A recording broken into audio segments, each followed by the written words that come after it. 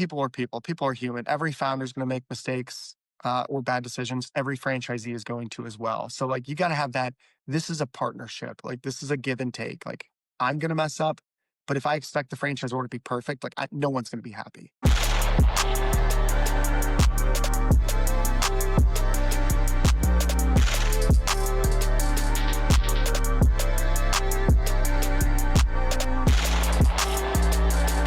Representing Franchise Secrets, Erik Von Horn.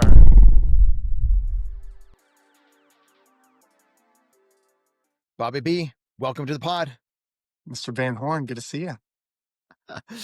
I was texting you not too long ago. I'm like, hey, I want you on the pod again, please. And you told me to reach out to your assistant and get it all booked up through your people. No, you just like, hey, what are we talking about? I'm like, I don't know. And I just did a podcast with Aaron over at Franchise Ramp, and the podcast was about like what he learned from working with 70 different CMOs at franchise brands. So I'm like, Bobby's worked with a lot of different founders of franchisors because of his roles over the years. And I'm like, well, let's talk about like the things that you've learned about all these founders. Like, what do great founders do? What do not so great founders do? And let's like recreate that perfect founder. So that was the genesis of this podcast. Sound good? You ready? Let's do this. I was counting the number. I think I worked with like 20 to 25 founders. So happy to share the best practices and the landmines to look out for. So we have brands at Front Street. We're going to leave those founders out of it. Even the good things we are leaving out. So we are definitely not talking about any Front Street brands, Front Street companies. We're going to talk about like founders that we've worked with in the past, and we probably won't name any names. We'll just have them in the back of our heads. And I don't think there's been one founder that has all of these perfect traits and none of the bad ones. I don't think that exists. Right. And so I just wanted to preface this podcast with that. And I think for franchisees, this will be helpful for you to understand like what great looks like. So you might be in a great system with a great founder and not realize how great they are. And you might realize like, oh my gosh, my founder's a disaster. They don't have any of these good traits and they have all of the bad ones. And that may be true. And we might even have a segment at the end I just thought about of like, if you aren't a brand or the founder that is not the most amazing, then how do you as a franchisee become successful within that system? And I've been a part of brands like that. And I know firsthand you can become successful in a system without an amazing founder. So with all of those disclaimers, where do you want to start? You know, before you say that, after this episode, you might get some fan mail that we're gonna have to read on air without all names removed of the good and bad founders as well, too. We gotta do a fan mail segment. I think that would be that could be interesting. But no, I think you know, as we look at brands, it's even interesting talking about like what are the things that we see on the front end, even before we're partnered with brands. I think that might be a good part to start, and then we get into okay, like now you're working with them. What do you see that they've done for the franchise system? But yeah, even on the front end, there's some things that I think are that stand out for me from brands. If we want to start there, Let's do it. You're the new host. Let's go. all right, perfect. Well, welcome to the pod. Uh, no, I think you know, the things I think about when I've worked with, you know, a lot of different founders, I think about who were the ones that had a clear vision early on. Maybe, you know, the ones that saw that here's the bridge. I don't know how I'm going to get to the other side of the bridge, but I know where I'm going. They're that visionary mindset. Again, I don't want to partner with a founder who isn't a visionary.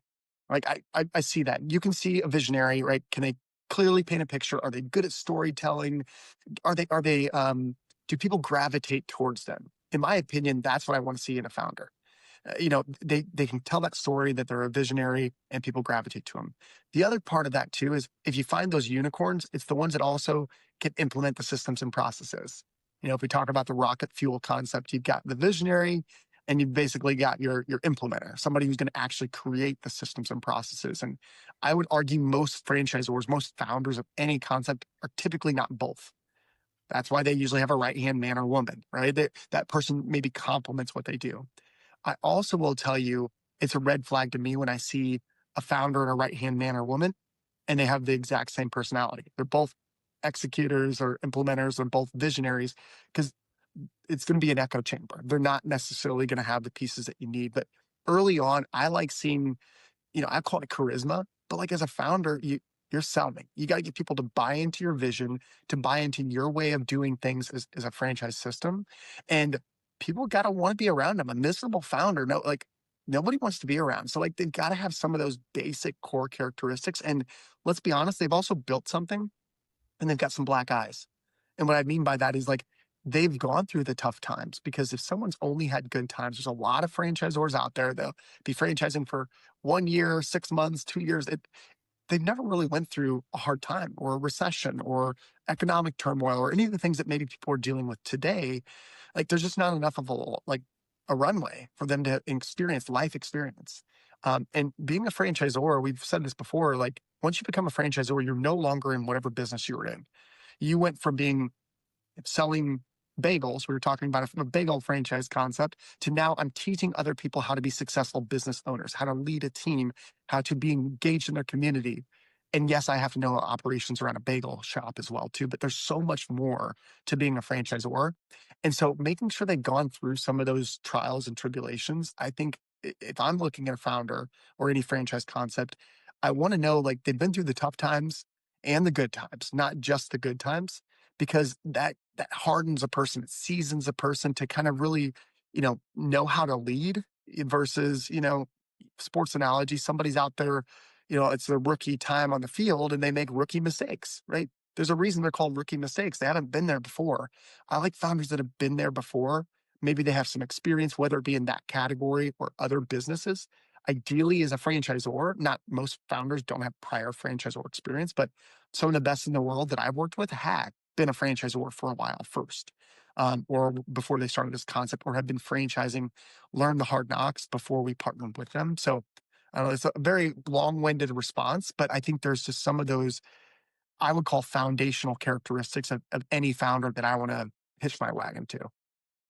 We at Front Street have the inside look to these early stage founders, and we're able to ask them the questions that buyers only wish they could ask them, and get insight into their brands that buyers wish they could ask, like, how much money did you make last year? Now, okay, you said you made X amount. Let's dig into that to fully understand it and to make sure the numbers actually make sense.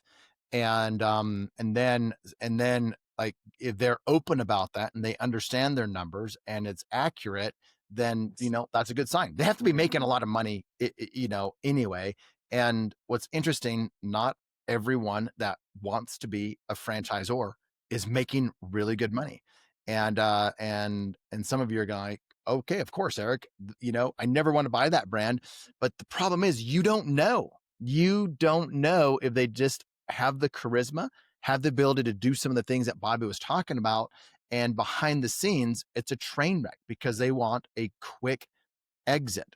And they don't fully understand what a quick exit looks like. They think it's a pump and dump, and they think they're doing the right thing.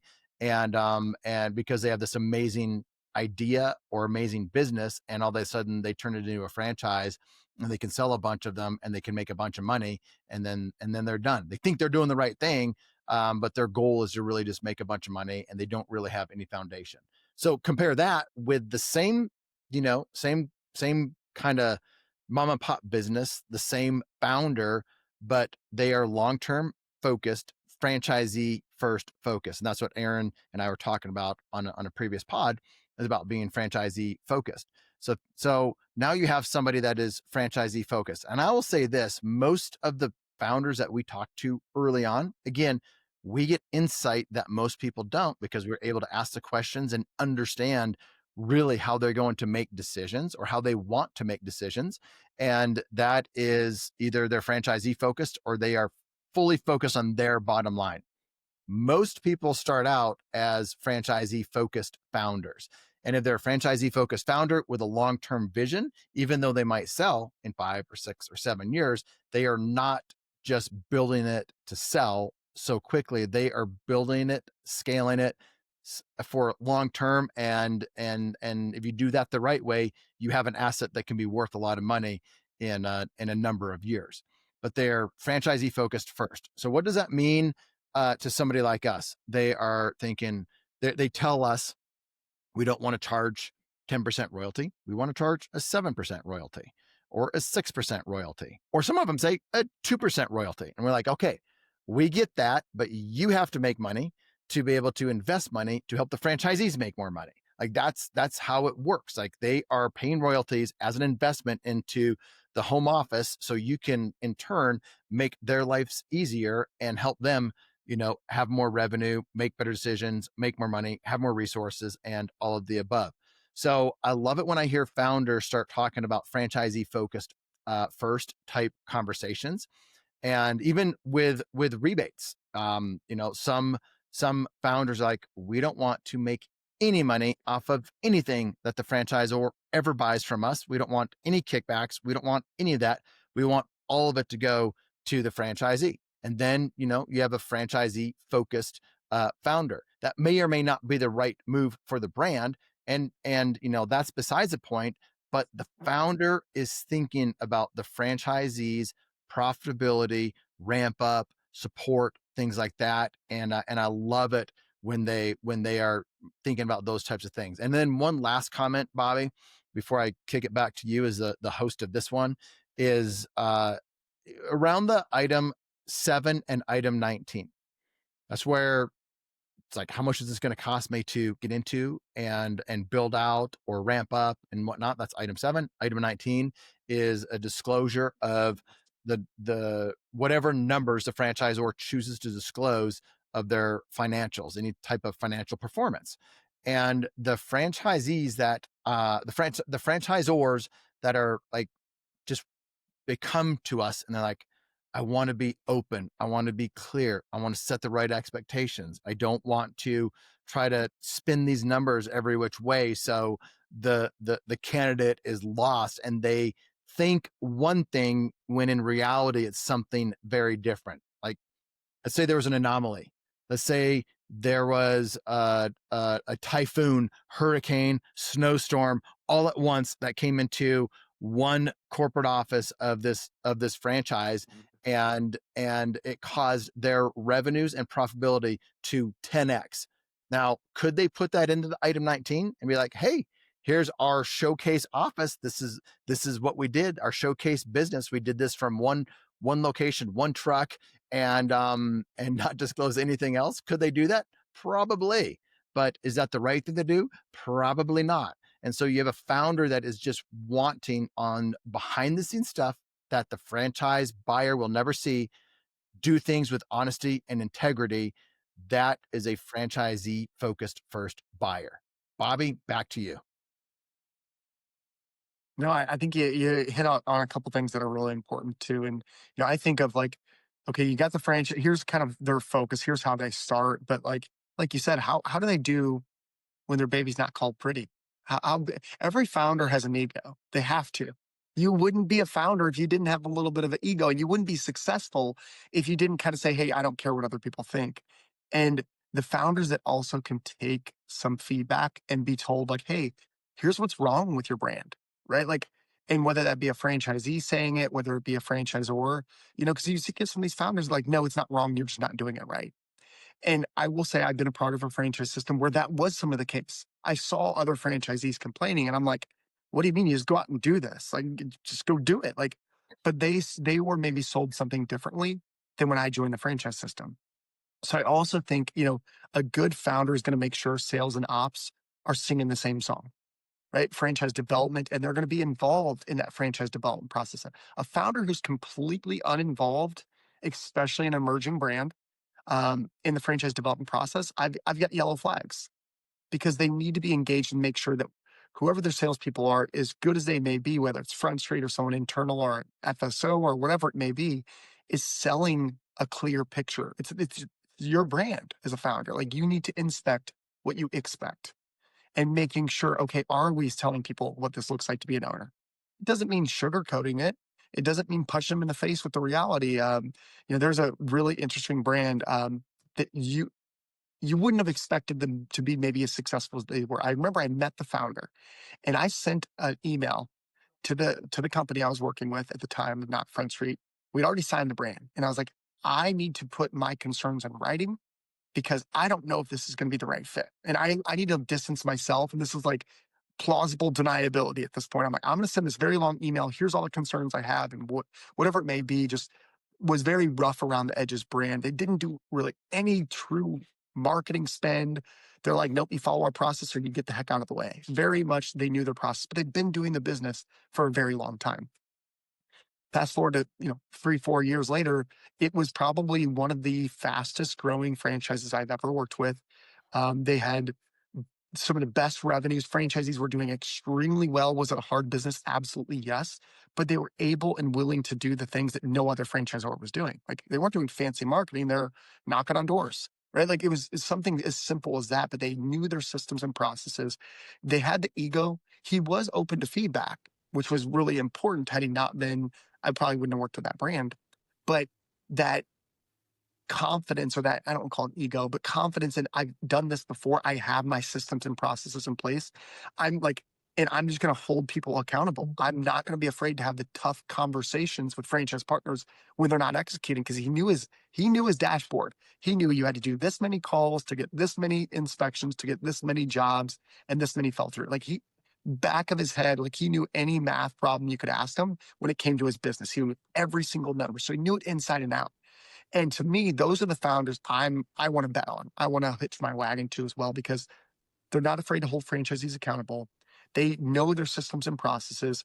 Even if they might be rough around the edges, they know who they are and they're not trying to be everything to everyone.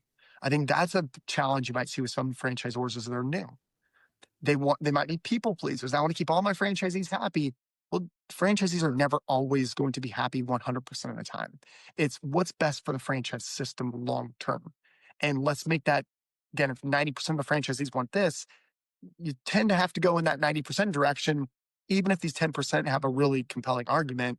Hey, I need to be focused on this instead, because this is what 90% of the system wants. And to some degree, you need to focus on that. But this person did a really good job of, even when he said no to those 10%, let me explain why. Let me explain why we need to go this route. I hear you, but just because I hear you doesn't mean that's the direction we're going to take the company or the brand or whatever it may be. So it was interesting to watch that happen, because if you would have asked me on day one, I had a lot of yellow, orange flags, maybe not red, but close to red. And, fast forward a couple of years, like we also leaned into it. The brand wasn't trying to be something they weren't. They were okay letting people know this is what it takes to be successful. This business is not for everyone. And they weren't telling people what they wanted to hear. Today, oh, everything's semi-absentee, or you can work 5 to 10 hours a week. Like if that didn't validate, which it wouldn't have with the brand, like the founder shouldn't be saying it. The salespeople shouldn't be saying it. Sell what the brand is. Even if it's bad news to some people well, this brand, has a lower investment. Item 7, let's make it look lower. No, let's make it look consistent, because if you bring people in with the right expectations, you've set them up for success. Even if it's tough, this franchisees I've talked to them, they're like, no, like, hey, it was what you told me. Yes, it's hard, but man, it's lucrative. It's a lot of these people are franchise owners of other systems, and it's been really good for them. But had we told them it's going to be easy, or oh yeah, you can just hire somebody, pay them this much money, and not have to worry about it. Well, what happens if that person leaves? Well, then it gets way harder. And so just having like transparent, open, honest, and direct conversations early and often is really important. And a founder that can say those things and not get defensive when people challenge them is important, because if they get defensive versus actually hearing the franchisee feedback, the FSO feedback, the broker or consultant advisor, what the vendor feedback, like they need to be able to listen to those things and say, okay, is this truly a problem? Should we look into this, or is it something we should table? And the best ones I see, they do a really good job of having a good pulse on what the top 3 priorities are, as well as what the top 3 challenges are in the business too. And those that know what their franchisees are going through, I think tend to be much more empathetic and also be focused more on what can they do to remove those roadblocks, or pour, gas on the fire for something that helps the franchisee grow and learn. Attention, franchisors and franchisees, there are two really important resources that I want to share with you that will help you avoid costly mistakes and increase your enterprise value. The first is our free Facebook group. It's a community that has over 4,000 franchisees and franchisors in it. When somebody asks a question, they get honest and authentic answers from multiple perspectives. You can join the group for free over at franchisesecrets.com/Facebook. The second resource I want to share with you is if you're a franchisee and you want to be around a community of successful Zs and other brands and in other industries, this is why I created the Franchisee Mastermind. If you want access to the best single and multi-unit owners to know what they're doing, or if you want to be around other multi-brand owners, then you'll want to check out my Franchisee Mastermind. The reason why people join is they want access to my Rolodex, my connections, to each other. They want a shortcut success, both short-term and long-term. Links will be in the show notes or at scalablefranchise.com. So you've seen a lot of these founders, you've seen them close up, you've worked with them, you've seen them under pressure, you've seen them when things aren't going great, you see them in the day-to-day. Like you've been able to see all of that. You've seen them on stage when everyone's loving them. You've seen them when everyone is hating on them. Same person, same founder, different situations. So what do the great ones actually do? Like if you had to look at some of the great ones, what do they do day in and day out? And how does that separate them from the ones that, are not so great? Yeah. So, I think they wake up looking, how do I solve problems for the franchisee and how do I drive franchisee profitability and success? And again, that sounds simple enough, but a lot of people are like, well, I'm worried about this, or I'm worried about my corporate stores, or whatever it may be. Like, you have to be franchisee obsessed with their success. And a great example is I had a franchisor, and this is during the pandemic, um, that basically, I think it was steel, whatever it was, steel. One of the things in the trailers that they used was basically just out. Like, you couldn't get it anywhere in the US or vehicles or whatever it was. And a lot of franchisors I worked with at the time were like, well, Bobby, I can't do anything. What am I supposed to do about it? And this particular franchisor was a problem solver. And, the mentality I like it. There's a term that I learned in my franchising days was, it's not my fault, but it's my problem. And that mentality of like, hey, it's not my fault, but this is a problem for me. And I'm the franchisor. If it's a problem for my franchisees, it's a problem for me, right? At a big enough scale. If it's a problem for one owner versus 90% of the owners, it's going to have a different priority level. But this was a problem for every one of his owners, right? Anyone that was looking to open or scale. And if you're already open, maybe there was 10% that it didn't affect. And this person basically found a way to get steel I'm talking like some sort of a roll of steel shipped on like a cargo ship down to their manufacturer. He like went out of his way, paid for, like did all these things. And he didn't do a good job of sharing that with everyone, because I told franchisees were still mad. They didn't know that the franchisor was doing this. So I told him, I was like, you have to tell the franchisees, guys, this is what I am doing to solve this problem. So there's also that transparency of like, here are the problems. Let me acknowledge them and let me tell you what I'm doing about it. I may not have a solution. It may be something that we're bringing to our franchise advisory committee or whatever it may be, marketing committee. But like, the franchisors that wake up with that problem solving ability without an ego, because he could have been like, what do you expect me to do? I'm not going to spend my own time, energy, or money.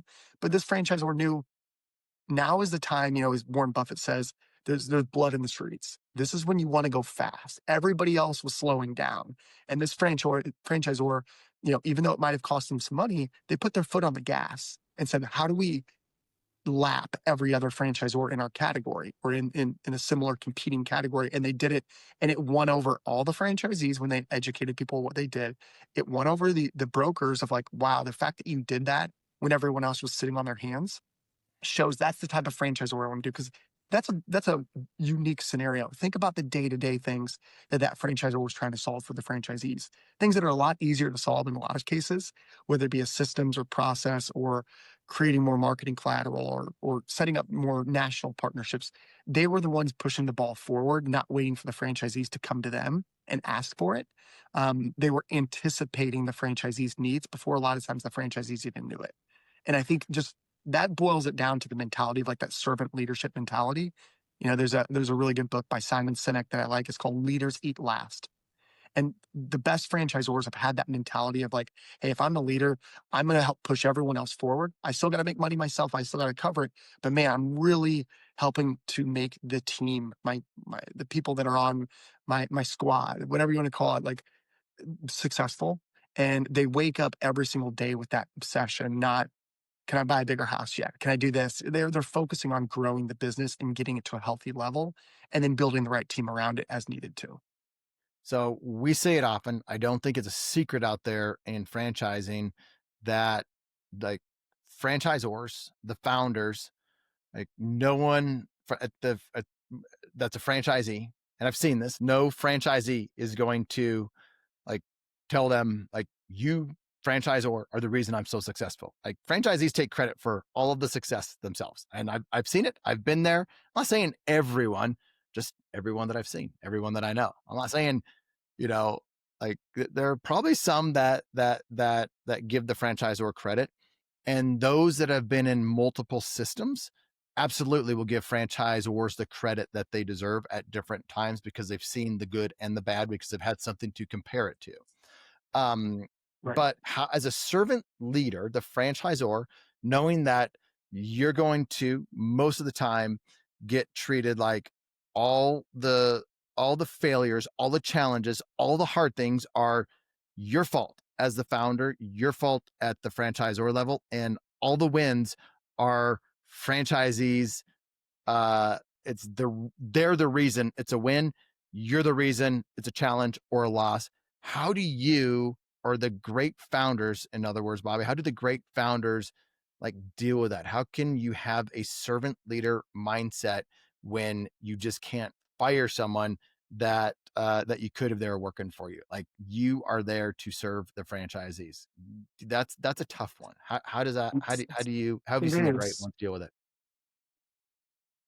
I think that the great ones know that our partner Jeff Herr says they pay homage to the brand. Like it's all about the brand. The brand is above everything and everyone, even a founder, especially as a brand grows. The brand becomes more important than the founder because that's what you want. You don't want the brand only being the founder. In the early days, it's always the founder, right? I will bet on the right founder with a okay concept over a great concept with a bad founder 10 out of 10 times. No question asked. But as the brand grows, if the founder does the right job and, again, puts their ego to the side, the brand is going to grow. The founder, just like franchisees, their goal is to build something, right? And whether that's to build legacy and hold on to this business forever, whether it's to build it and sell it to someone who can take it to the next level, like whatever it may be. Maybe they want to go retire on the beach and just collect a check and they're a figurehead. You don't get any of those things unless you build the brand. If I'm fighting with franchisees over the wins, it's a win. Whether as a franchisor, that's a beauty. Anytime a franchisee wins, for the most part, you win too. Whether you need to take credit for it or not, you're winning in one way, shape, or form. If they're expanding, if they're opening up another location, and there's a franchise concept that the franchisee just opened their 7th location in a matter of a year. Like I didn't see the franchisor say, "Look what I can do." It's, "Hey, look at what the franchisee did." This is it's a testament to them, but also the brand, our systems and processes. Like, are we paying homage to the brand? And I just think like, again, if a franchisor is going to get that big, hopefully they've surrounded themselves, even if it is hard for them from an ego standpoint to take all their lickings and not none of the upside. Like again, should you be in franchising? Do you have a tough enough stomach or ego? Is it pierced that easily? Like, let's be honest, you're building something much bigger than that, and the people that can focus on what the long term is versus the short term, like living in the emotion, um, being able to separate those, the best founders separate that. The emotion of, yeah, I do feel disappointed because, man, I worked really hard and all I'm getting is the bad stuff. But here's the logic of I'm building an empire. I'm building this system that's helping change people's lives, giving them opportunities, making them money. And by the way, hey, if I'm doing it right as a franchise founder, I'm making good money as well. And I'm building something that, is going to be worth a lot of money one day. So I think they're able to distinguish the emotional here and now versus what's the long-term vision? Why the hell did I start this thing in the first place? It wasn't for praise. It was to build something bigger. And they've got to have sight of what the long-term goal is, even withstanding any of the short-term turmoil. So founders, the great ones have trust with their franchisees. Not always, not not always 100%, but the franchisees, can trust them. They might not always like what they hear, but they kind of know where they stand with, and where the founder stands. But there's trust that's built between the franchisees and the founder.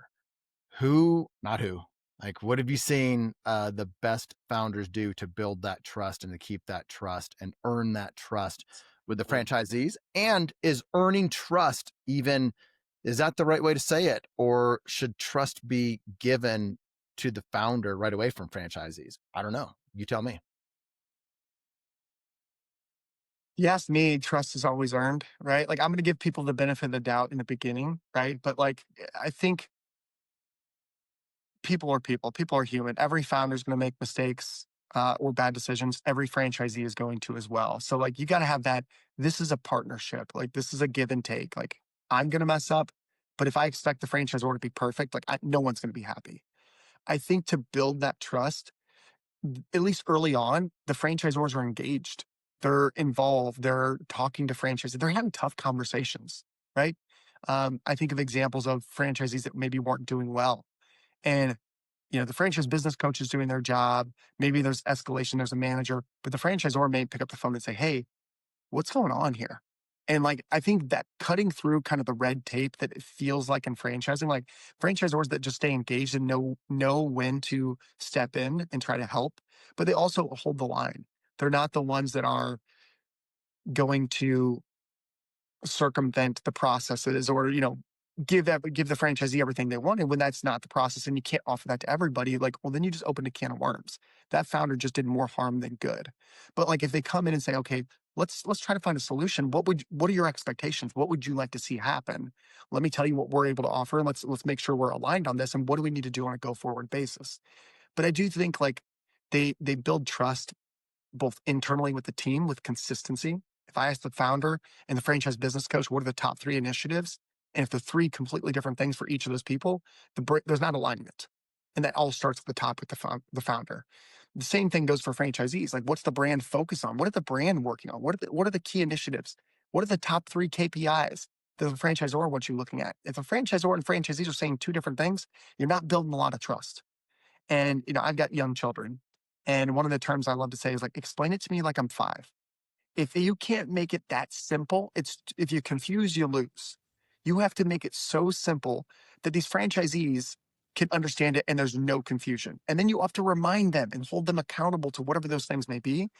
If you built trust, it gives you permission to have those tough conversations as a founder or really any level within the organization. But you build that trust by saying what you do, doing what you say, having transparency when there can be transparency. And like, let's anticipate the challenges franchisees are going to have. Hey, we're a seasonal business. They better know on day one after you sign the franchise agreement, even though the salesperson told you it's seasonal, let's really talk through what that means for staffing, for cash flow, what you need to do. If it's a very expensive brand to scale because there's a really heavy equipment or products or something that you have to buy, like they need to make sure that they're re-emphasizing that throughout the process, but also with the value. Hey, you can't sell more without more trucks or more dumpsters or whatever the widget may be, like making sure candidates know coming in that we're all singing the same story through sales, onboarding, operations. There's consistency there. And the founder's the one holding that together, in my opinion. That starts with them and ends with them. But I think there's a lot of things those founders can do. But again, also, I think when you see a franchisor go above and beyond, it's not my fault, but it's my problem. Or do something that maybe was above and beyond what's in the franchise agreement, right? And maybe they can't always do that, but they're doing something like as a peace offering. To me, like that builds trust. So if I'm a franchisor and I mess up, that person's going to remember, yeah, well, they messed up here, but Bobby also went out of the way to help me on these things. And I had examples where, I messed up. We had a grand opening order. It wasn't ready. And I'm calling the franchisor, like, where's our order? We're opening in a couple of days. And they're like, it's sitting in drafts, Bobby. You never submitted it. And I'm like, oh no, this is going to be expensive. Like overnight shipping. This is a store opening. Like this is going to be tens of thousands of dollars overnight. It's like a truckload. And I was also on the franchise advisory committee. I was taking validation calls. I was doing all these things I was supposed to do. And they're like, you know what, Bobby, like, hey, we'll charge you. We're going to eat some of that. And I did not expect that whatsoever. But we were one of the top highest producing franchisees, and they bent over backwards. You better believe the next time they messed up, I didn't point fingers. I shut my mouth and said, hey, it happens. Right? Because they built trust with me, knowing that I know where their intent is, but people still make mistakes. But I think it's easily overlooked when the first thing franchisors do is they point to the franchise agreement or vice versa. As a franchisee, the quickest way to lose trust, the first time there's an issue, is point at the franchise agreement or send a threatening legal letter. You just lost any of the goodwill that you just created with any franchisor I've ever worked with. That was really good. All right, shifting gears. In the back of your mind, like put two of the top founders. Think about them. And did they, like, in a personal way, did they have people around them, support groups maybe in a way, or mastermind or coaching, coaching groups, or like personal development? Did they have any of those? And be honest about those two that you had in mind, because I know some of them, and I know some of them did have that, but I don't know all of them. Yeah. So I know one of those probably did have that, but like, as you had those two in your mind, give me some insights. Yeah, I think it's actually, when you say best, do we mean most successful? Do we mean ones that I'd want to work for? Like, how do you define success as the best founder in this context? Um, in this context, the ones that you'd want to be a franchisee with, not the brand that made the most money, but the one Okay. that led the right way. Yeah. So yes, I think two And very then different answer to the other scenarios. one One, that made the most money, because that'd be interesting. yeah, and actually that's kind of one of them where I'm like, actually, like, in hindsight, they were one of the better founders in my personal opinion. Maybe it wasn't the right fit for me or my style, but listen, I wasn't opening the franchise. I was helping them recruit the right fit people that were. Um, and I know they did surround themselves with other like-minded people, CEOs, other people that have scaled businesses. You think of like the YPOs of the world, like they had their own built-in kind of board of advisors, whether it was formal or informal. Um, in that instance, but he also ran his business much more like a monarchy. Like, I am the final say, if no ifs, ands, or buts. Like, yeah, give me feedback, but like 9 times out of 10, I'm not going to take it, right? Because I've been doing this long enough. You're going to follow my way. You're going to do it my way first. And then once you're a top producer, let's talk about how you want to tweak things. Nothing wrong with that. The other one was very much more of um, a democracy of, okay, even at confirmation day, one-on-ones happen, not just with the leader, like the founder, it was with every department head. And he wanted all their feedback on it because his feedback was, they're the ones that have to support it. Yes, I'm the founder, but they're the ones working with these franchisees on a day-to-day basis. I really want their feedback and see if they got any red flags. And so it was much more of this like continuous feedback loop versus I'm the one decision maker and I'll decide what's going to happen. But both of them were really successful, and I think great founders and great leaders in what they did respectively. They just did it very different ways. But I think the commonalities were, yes, they did have some support systems or whatever, whether it was external or internal, of sounding boards. But they also were very clear on expectations. They were not afraid of having difficult conversations or holding people accountable. They both did a really good job, in my opinion, on making sure the unit level economics were there for the franchisees to make money. Now, I'm not saying they were perfect, but they were focused on doing that. And um, they also weren't afraid to spend money. If I told them you need to do these things, they weren't afraid to spend money. If I told them, hey, you should really think about doing these for lead generation or for, bringing on the right franchisees. If you offered this, man, that would be such a big selling point for a lot of these franchisees. Um, I remember one of them, the first time we met, we sat down, and this is the night before I wrote that long email I told you about. But I think he finished up the day. It was like 2 or 3 a.m., you know, cigars and whiskey.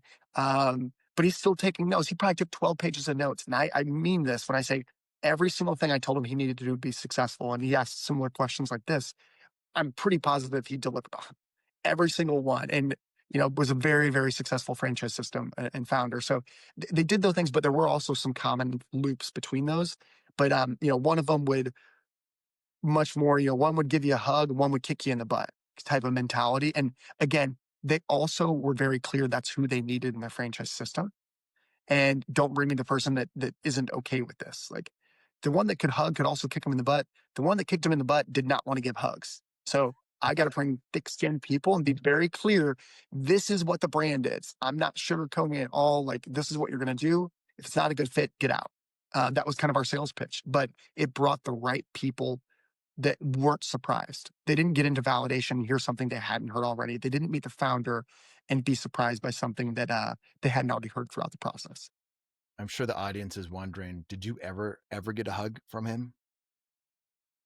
I don't think I did. I got a lot of kicks in the butt, but again, my job was to be a chameleon. All right, you can kick me in the butt, you can hug me. I'm going to go do again, I'm not in the emotional state. I'm thinking long term. I know what the long term goal here is. And again, taking yourself out of that can be tough. It was hard the first couple of times I worked with the brand because I'm so emotionally invested. And then I realized, okay, yes, I'm emotionally invested, but what is the long term? What are we building for the brand and for these prospective franchisees? This could change their life like it changed my life in franchising. So I take that as a responsibility. So it wasn't about the founder. It was about how can I help as many people as possible bet on themselves through franchise ownership. I do know one thing. You have a lot of friends that listen to this podcast and they're going to be giving you a hug when they see you. They're going to be like, Bobby, I'm giving you a hug. So I'll give you a hug next time I see you, Bobby, and it'll all be better. Last question is, so keep these two founders in mind. I think we keep these two founders in mind. Like, how did they grow as a founder from when you first met them to when, like, where they are today? Did they grow at all? Were they just a good founder from the beginning and consistent all the way through, or are there areas that they grew? That's a Are great there question. areas that they grew? And that was one of my own Yeah, questions, Bobby. I haven't used ChatGPT. I did for one of them. that's well done, Eric. You should be a podcaster. I know. Um, I think from my perspective, and I got to work with both of these founders for a couple of years, so you get to know them. You're see them every month at confirmation day. We're talking consistently about the wins, the challenges, what needs to be adjusted with the brand, reviews, all that stuff. I think the one that was the kick you in the butt, which I will take you up on that hug, and anyone else, I'm a hugger. So if I see you guys, give me a hug. But that being said, I feel like he was pretty consistent throughout. Like he knew who he was, didn't need to change for anyone else, et cetera. And I don't want to say he didn't grow. Um, I'm sure he did, but he was always kind of thinking long term. From day one, was thinking long term, and I think that's part of what made him successful. Um, so I didn't see as much like personal development, growth, et cetera. I think I probably learned how to work better with him, of how to manage up. And I tell even my sales team, I tell them, you got to manage up. You know who I am. You know what I'm going to ask. So manage up. Like manage me as much as I'm managing you. Whereas on the other side, I do think that founder grew quite a bit because they had franchise experience. They went through, a lot of growth. It started with very like basically no locations, and then I think we helped grow to over 500 locations or so with this concept. So like that franchisor had never experienced that type of growth before. This other franchisor had a big business before you even started franchising. So I think there was it was less of a culture shock, but this other one did grow, I think, substantially in just how they think about business, how they think about, decision making at a franchisor level. They became, very strategic, but they weren't afraid to be tactical. Again, I think that went across the board for both of them. But I do think that other one, I think they grew, the hugger grew quite a bit. And also just like sometimes it hardens you a little bit. Like franchising can be tough. Like there's challenges that you go through, like I mentioned, like things that you can't control that are your problem. And I think it made him a better business person. I think that's zero doubt. I think it made him a better leader as well. And yeah, I think I would say they both grew maybe in different ways, but one much more than the other. And I think that was just due to life experience at that point. Like both were actually similar ages, surprisingly. But one already had a pretty huge business already.